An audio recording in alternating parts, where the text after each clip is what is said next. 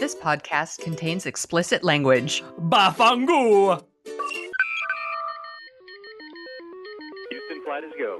Milo, let's go. SPM. Safety contact. From Assignment X, thesoniashow.com, and Amalgamated Storytelling, this is the Dorking Out Show, the podcast for people who love stories from movies, TV, books, podcasts, and everywhere else.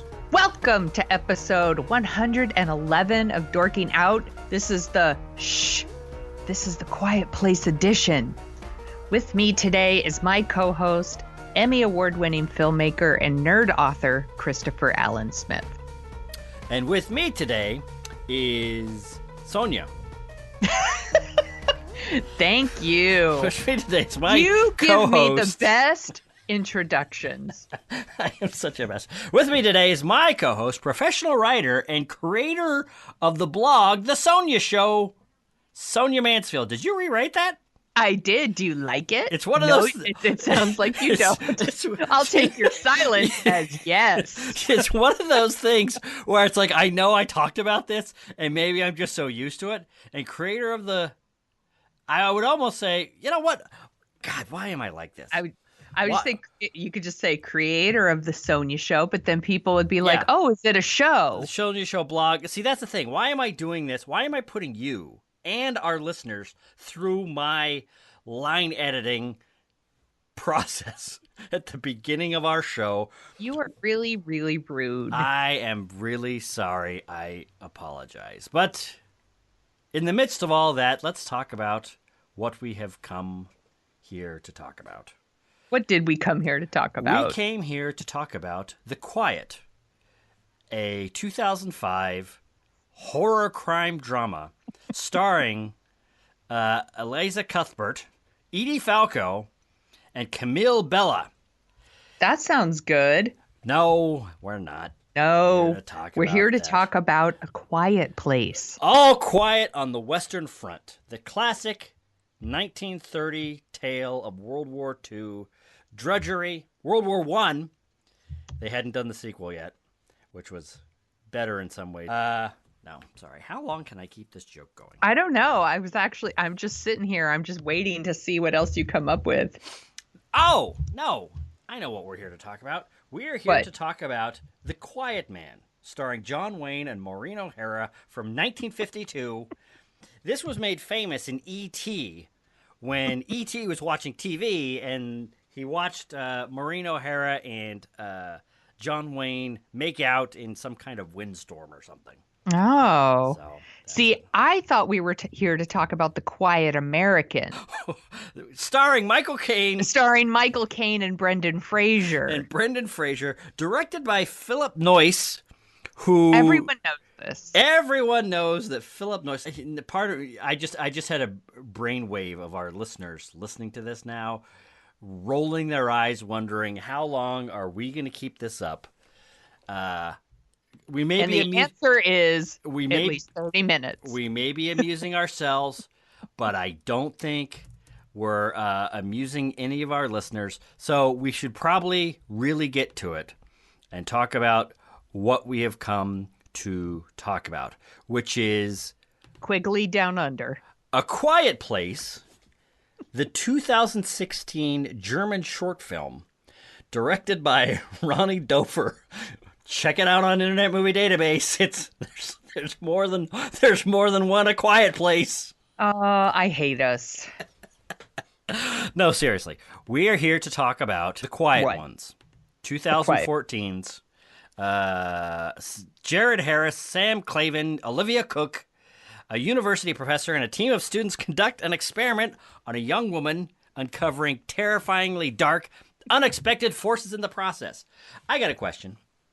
Yeah. I bet I have an answer. When are they going to make a movie where a team of university scientists conduct an experiment on a young woman and everything goes great? Well, there's no conflict there, right? Hey, we discovered the cure to cancer. Look at this. Yay! You know what? That's what it would be. It would be the first 20 minutes they set up the story. The second 20 minutes they conduct the experiment, find the cure to cancer, and then the last 40 minutes of the movie is everybody going out to dinner to celebrate. That sounds really, really good. That's what Who would be in that? Well, I want to make a Katherine Heigl joke, but I feel that that's a very time-worn way to go. Shop-worn. I think that would be kind of unfair. You know, and I almost want to put in Adam Sandler in a serious role, kind of come from left field. But I don't know. Let's see. What are we here to talk about? I thought we were going to talk about the movie A Quiet Place. That's right. We are. A Quiet Place. Another 2010 short this time. Actually, now that I'm looking on the Internet Movie Database, there's like 5 movies called A Quiet Place. Most of which came out in the last 10 years. This one's directed by Ron Shepard. Stars Tanya Bloodsworth, Kim Watson Brooks. I love all their stuff. Yes. Rod. Yeah. Wow. Okay, no, seriously. We are here to talk about the worst television to big screen adaptation of a comedy that we all love. This is A Quiet Place, directed and starring John Krasinski and his wife, Emily Blunt, which is a surprise backdoor sequel, big screen sequel to The Office. It's pretty obvious. Writes itself. Apparently, Pam and Michael Scott is the monster that will kill them all if they make a sound. Hold on. God, we've been going on for 7 minutes on this. We got to knock it off. All right. Okay. Sonia, would you... Actually, you know what? Now I see how we got off track. I'm the one that's supposed to do the intro here. Well, I wrote something anyway.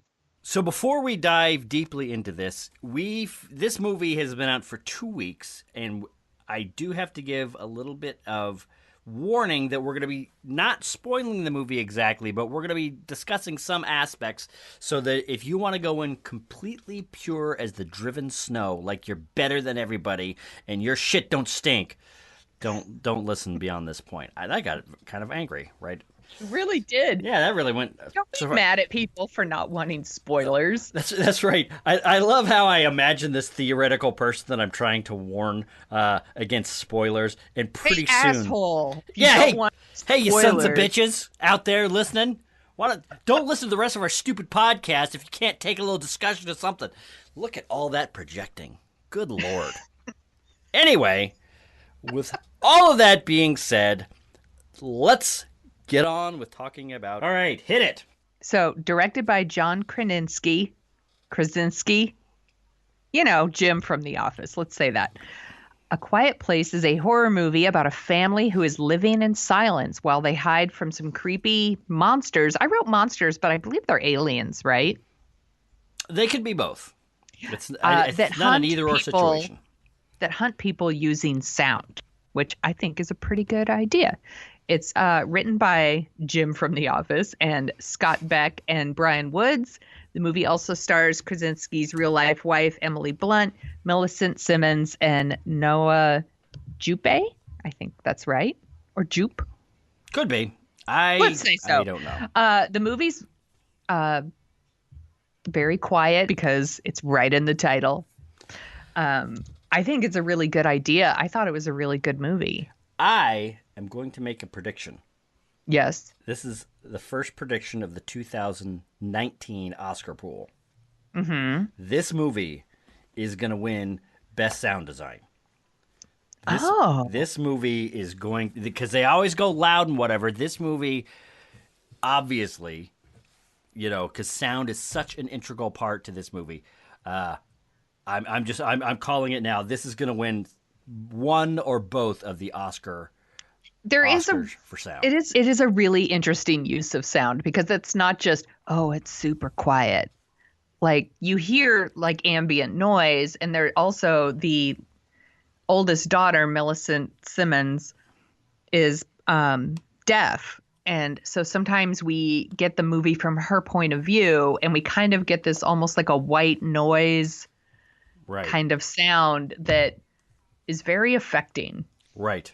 I thought the movie was just really well done. My big complaint always is that movies are too long, and this movie is 90 minutes, and it is tight. It is a tight 90 minutes. And it ends like right when it should end. Right. Like and I'm not going to spoil the end. I don't want to spoil anything for anybody, but I always feel like movies, not only are they just too long, but like they drag out the end. Like everything goes on like 10 minutes too long, where it's like, now they're all happy and we get to see them happy and, all this stuff. And instead of just ending at a key moment that like with an emotional punch, right, like old movies used to do, our movies just drag shit out forever. And I like that this movie doesn't do that. Yeah, I think that's the thing. Watching this movie, it's got a very super. When you watch a movie like this, you wonder, why don't they make more fantastic movies? Because this why don't they try making good movies? Well, that's the thing, is this is so effortless. Here's the pitch. It's a monster that tracks people through sound, so everybody has to be quiet. That's it. That's all the movie is. And then when so from the first couple frames, it's just you're in it. It's tight, it's quick, it's well directed, but it's not like super flashy and crazy. It's not crazy. It's not like overly clever. It's just very restrained, very simple, very straightforward.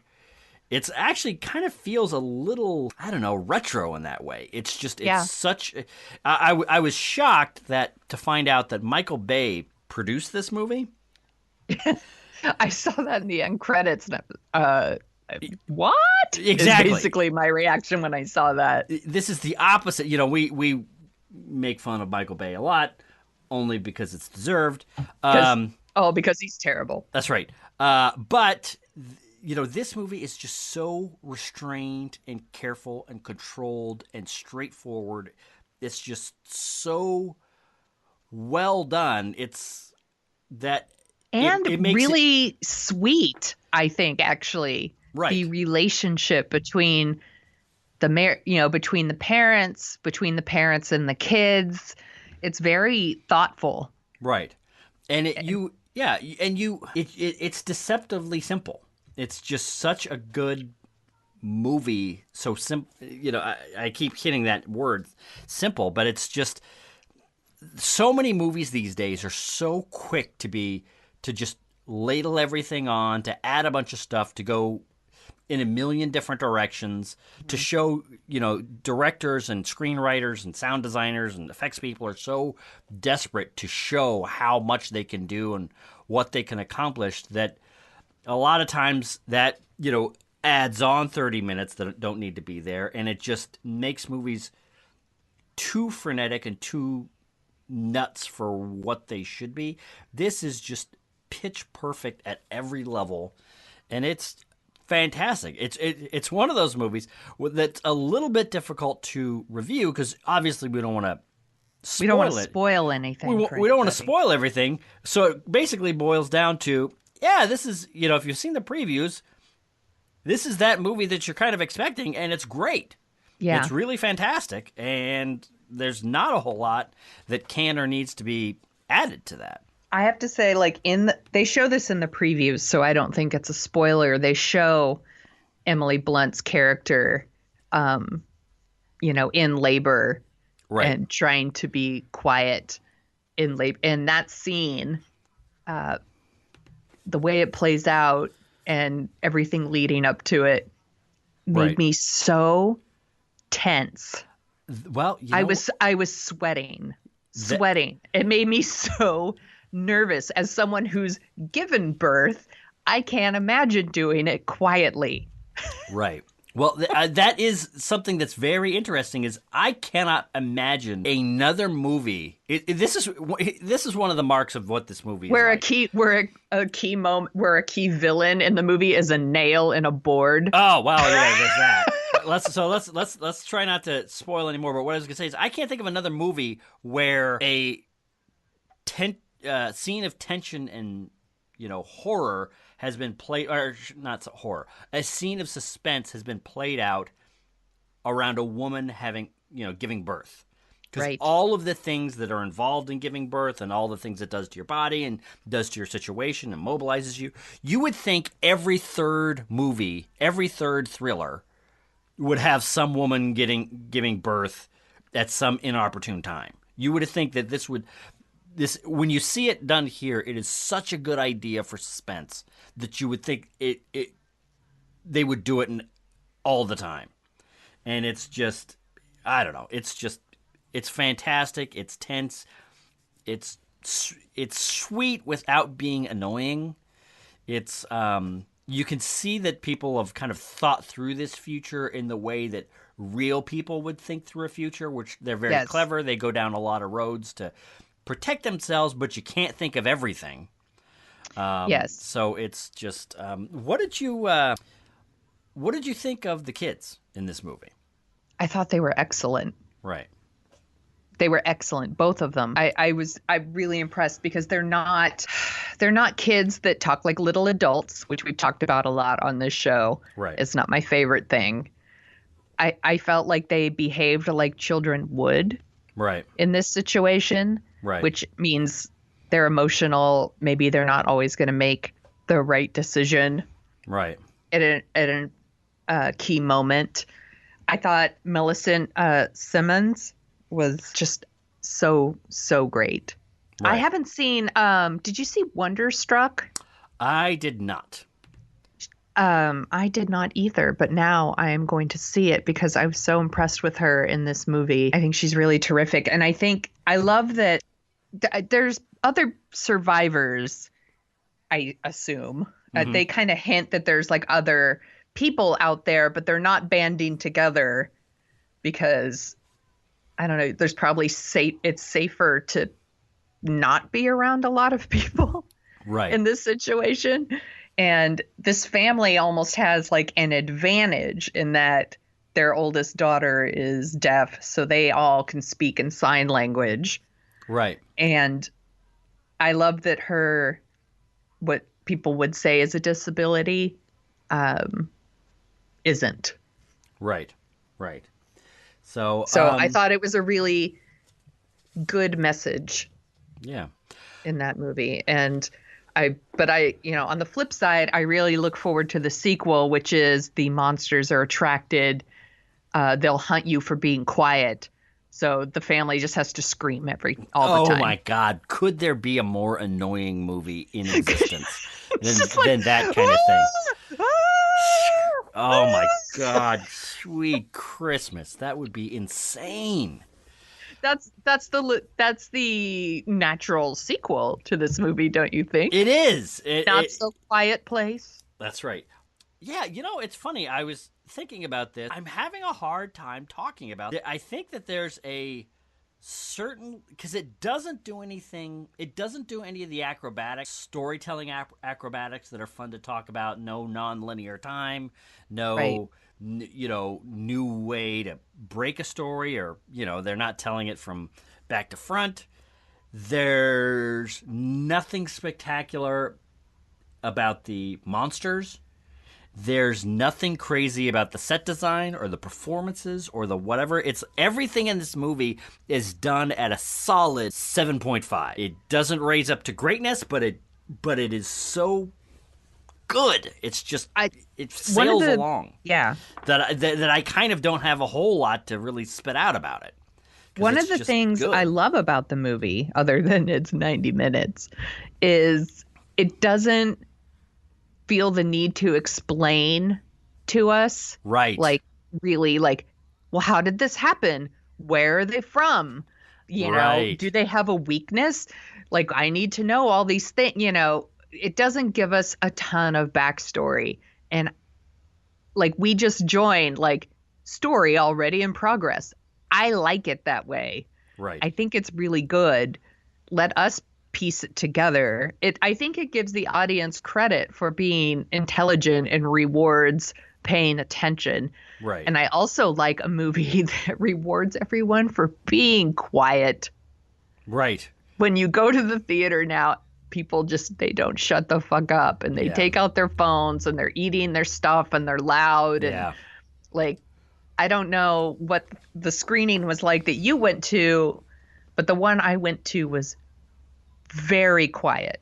And I go to the Alamo. I saw this at the Alamo, and the Alamo's really good about, they don't let people use their phones, and they'll kick you out, and it's very good about that sort of thing. But you'll still hear like glasses clinking or popcorn being eaten, and there was none of that. Wow. You don't even like people eating popcorn at a movie theater. No, I do. I'm saying, like, I think people didn't want to make noise. That's true. So it's very quiet. That's true. I wanted to say, I saw this movie with my 15-year-old niece, and she loved this movie. She thinks it's one of the best movies she's ever seen. It's pretty good. Also, before the movie, the Alamo likes to show, things that they think are related to it, like funny things or whatever.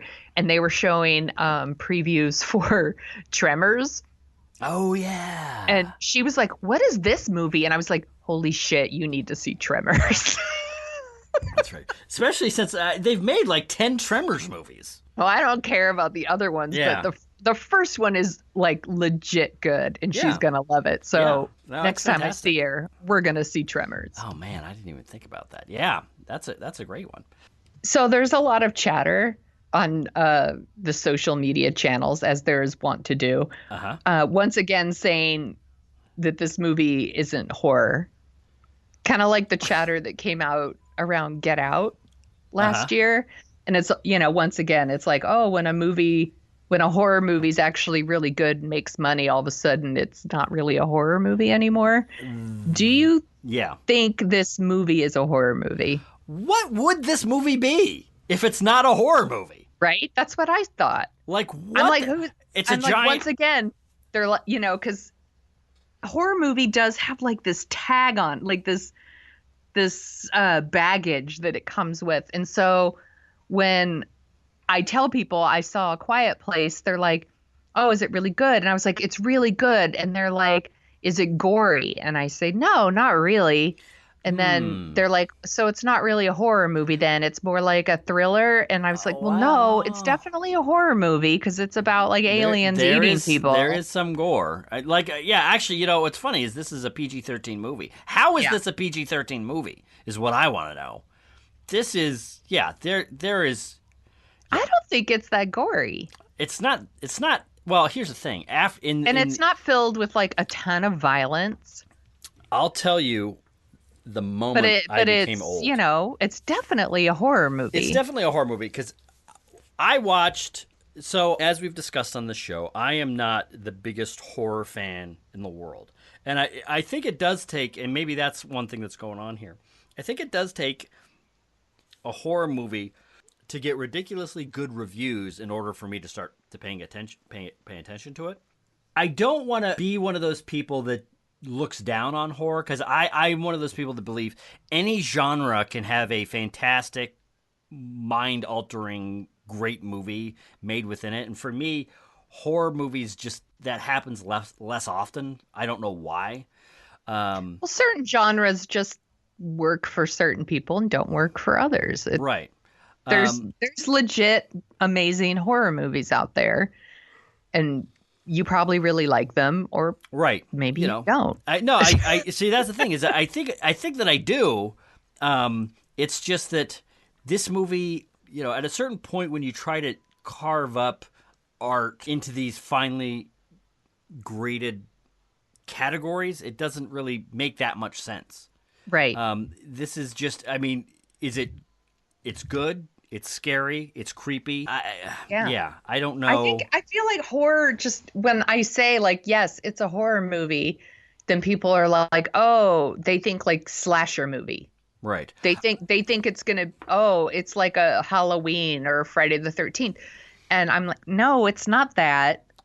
Those are good. You know what? But it's not that. And that's what, I mean, even my own husband's like, would I like it? And I was like, you would like this movie. You should see it. But when I say it's horror, he's like, but I don't really like horror. Here's And I the was thing. like, but you do. Actually, you just don't like I figured Friday it out. the 13th movies, Right. or, you know. First of all, there are no good Friday the 13th movies. None of them are good. I would disagree with that. But You go back and watch the original, supposedly good 1 or 2. None of them are good. I think some of them are really fun and scary. Secondly, I think I figured out what's going on. And I think this might be, I might have been able to pinpoint the time that I became old. So for years, horror's never been my thing. So I didn't watch, I watched a lot of Friday the 13th and those kind of slasher movies in the 80s, just like all 80s movies geeks did. Then I kind of fell away from it in the 90s and 2000s. And then Hostel came out. No, I don't. And everybody was like, oh my God, this is the greatest horror movie of the last 50 or 20 years. You got to blah, blah, blah, blah. So I watched that movie, and that was the first movie where I was like, no, I can't do this. This is too much. Movies have gone too far. I didn't see that one because I believe I read about it and was like, I don't think that's for me. That one's more like a torture. Right. Torture horror, right? Yeah. Like torture porn, basically. That's what people kind of like Saw and stuff like that. Exactly. That's not my jam. But that's okay if other people are into it. No, it's not okay. It's not. Let's be honest. If we were to do some sort of cross section of society, and I am painting with a incredibly broad brush. But what are you going to do with a podcast if you don't paint with a big, broad brush? That's right. I'm going to say that if you were to look at serial killers and murderers, those kinds of horror movies would be right up there with what they're, good people can like these things, but if you were to if you were to look at the DVD case of these, murdering murderers, there's going to be a lot of torture porn in there. I don't think so. What I think it's musicals. What I think is horror movies have gotten that kind of reputation. So people are kind of like me. Maybe they have the kind of same bigotry towards these movies that I do, which is they're all just insanely over the top, insanely horrible, insanely cruel. We got enough of that in the last 15 years. Yeah. So why do I want to put myself through that when A Quiet Place is really good. It's a suspense movie, and maybe that's where people choose to split this hair. Suspense movies are there to make you feel tense, make you feel anxious, but not go over the top and creeping you out or whatever. And horror movies make you feel tense, make you feel anxious, and then they show you the worst thing that could happen. And this, so we are getting a little bit into spoilers here. This does not get as bad as you would think. This is not anywhere near a torture porn type movie, but it's horrifying enough. Oh, for sure. Look, as parents, like there's not, your worst nightmare is that you somehow can't protect your children. Right. Or that you're doing everything you can and like you still can't protect that's a nightmare. Yeah. Yeah. So, and in that way, that movie works on just a whole other level. Like she actually asked at one point, like, if we can't protect them, who are we? Right. And that is, I think, something that as parents that we can really relate to. But like I said, I saw it with my 15-year-old niece, and she could give a shit about that part, but she thought this movie was legit scary, and she really cared about all these characters, and she didn't want anything bad to happen to them. And I think for a horror movie, that's awesome because right. I don't know. Sometimes horror movies, everybody's terrible except for one person. Right. you know, and then that person gets to live and everyone else has to die. But this is filled with like a lot of really good people, you know, John Krasinski and Emily Blunt, you know, married in real life, and like their characters have a very sweet relationship. And I like the idea that even though they're in the middle of this crazy situation, like they're still like take a moment to like connect. Right. You know, where like she comes in with like her iPod or whatever, and like they both listen to this, they share the earbuds and like listen to a song together. And I just think it's very sweet. And I have seen some people kind of criticizing like that scene or the fact that she's pregnant and things like that. And I just think you have to, I like those things about this movie. Wait, who's that it's not the criticizing, like people that on she's Twitter are like, you know, are like, well, why are they having a baby if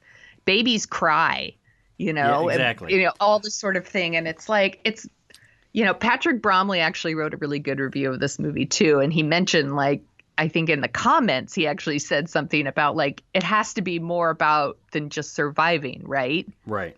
It has to be about living. Right. And that really clicks with me, where I'm just like, yes, that's what I was trying to like get across to people who were saying to me, like, it's so stupid that she's pregnant. Like, why would she have a baby? Well, let's also remember that in a world without birth control, right, right, these things happen.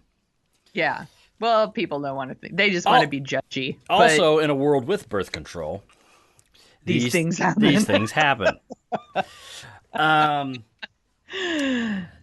Right. So yeah. You know what? I'm beginning. What? You know, we've talked about this, but now I'm beginning to wonder: should we just ditch Twitter? Like I'm semi-serious. You know, like it's not. I am very torn because I love talking to to other people about what they're watching. Like, there's a very passionate group of people I follow on Twitter who super love movies, and I like read what they're watching, and I love their recommendations, and I put it on my queue, and you know, all these things. But there are like these people who are just kind of, they're just shitty people. Not shitty people. Maybe they are shitty people, but they just shit all over everything that everyone loves. Well, you're wrong for loving this, and they just shit on it. And you know, they don't want to be like everyone else. It's like, oh, everyone likes A Quiet Place. Well, I think it's stupid that this and that. You know, they're assholes. Yeah. Well, you know what? Having gone through my asshole judgy stage, I probably totally like this when I was in my 20s. I think we all were, which is fine. But I don't know. The more I don't let angry film Twitter ruin things for me. I think that's the thing is the more that we've seen this, the more that we've seen social media develop and where it's gone. And, you know, one of the great things about the internet is it, at its best, can reveal things that we didn't know, make connections we didn't know, let us understand things we couldn't understand before. But it's also revealed a lot and gone down this angry rabbit hole. Yeah. So I am wondering if maybe it's just if we were to get rid of the comments section of Facebook and get rid of Twitter, how much better would our lives feel? They probably wouldn't be that much better, but I feel like they would just be so much more enjoyable. Oh, probably. Yeah. They would be so much more quiet. What's your number for this movie? It's a solid 8. Yeah. I don't think it's going to go higher. I don't think it's... I don't know. And maybe that is the downfall of this movie, which I like it, but I don't feel like this is one of those movies that I could watch over and over again. But it's... It's a solid 8. I keep thinking of Get Out because it was obviously another horror movie that I super loved that came out early last year. Right. And I think, I gave that movie a 9. And I think because it had a really great social commentary that clicked with me. This doesn't have that. This is more of a simple story told well. Yes. Very scary, very intense, great performances, really tight movie. It's a good one. Yeah, it's great. I think people who quote unquote don't like horror will actually like this movie. Yeah, definitely. All right. Is there anything else that you would like to say about A Quiet Place? Shh. Goodbye. Bye! I am such a... You're going to get us all killed. That's right. Bye! This is the last episode of Dorking Out. For those of you whose ears I just blew out, I apologize. Don't you want to watch that movie? Huh? With the screaming family? Oh, oh my God. Yeah. You know what? I would like to start that movie.